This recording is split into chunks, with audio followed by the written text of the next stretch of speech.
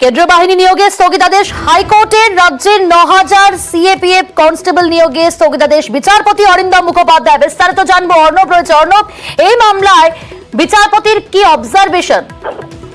এখন দীর্ঘদিন ধরে আমরা আমাদের রাজ্যের স্কুল সার্ভিস কমিশনের খবর করছি, সেখানে একাধিক জালিয়াতি কারচুপির খবর করছি।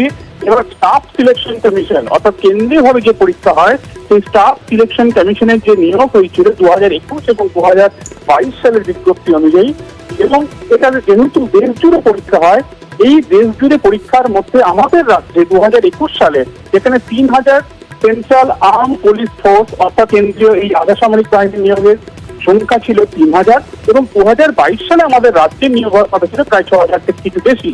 সব মিলে দুটো নিয়োগ প্রক্রিয়া প্রায় 9000 কেন্দ্রীয় বাহিনী মোতায়েন করার কথা ছিল আমাদের রাজ্য থেকে। আমাদের রাজ্যের একাধিক মামলাকারী যেমন সুব্রদীপ পাল সহ একাধিক, তারা বললেন আমাদের রাজ্যের স্থায়ী বাসিন্দা এই ডোমিসাইল সার্টিফিকেটকে দেখে একাধিক জন এই নিয়োগ প্রক্রিয়ায় ঢুকে পড়েছেন, এবং যে রেকমেন্ডিং যে লিস্ট দেখা যাচ্ছে এসএসসি স্টাফ সিলেকশন কমিশনের, সেখানে থেকে নাম নথিভুক্ত হয়ে গেছে।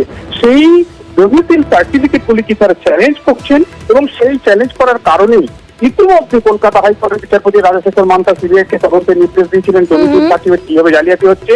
সেই রিপোর্ট ইতিমধ্যে মুখবন্ধ খামে বিচারপতি অরিন্দম মুখোপাধ্যায়ের ইতিহাসে জমা হয়েছে। কিন্তু ডোমিসাইল সার্টিফিকেট যদি জাল হয়, অর্থাৎ এ রাজ্যের যারা বাসিন্দা নন, স্থায়ী বাসিন্দা নন, তারা যদি এই নিয়োগ প্রক্রিয়া ঢুকে পড়েন, তারা যে 9000-এর যে তালিকা তৈরি হবে, মেধা তালিকা তৈরি হবে, সেখানেই তো ভুলে ভরা থাকবে। তাই বিচারপতি অরিন্দম মুখোপাধ্যায় আজ অন্তর্বর্তী স্থগিতাদেশ জারি করলেন। আগামী নভেম্বর মাসের প্রথম সপ্তাহে মামলা শুনানি হবে। ততদিন পর্যন্ত কোনো নিয়োগ করা যাবে না, কেন্দ্রীয় বাহিনী নিয়োগ করা যাবে না আমাদের রাজ্যের এই 9000 শূন্য পদের জন্য। নভেম্বরে রয়েছে পরবর্তী শুনানি। অনেক ধন্যবাদ অর্ণব।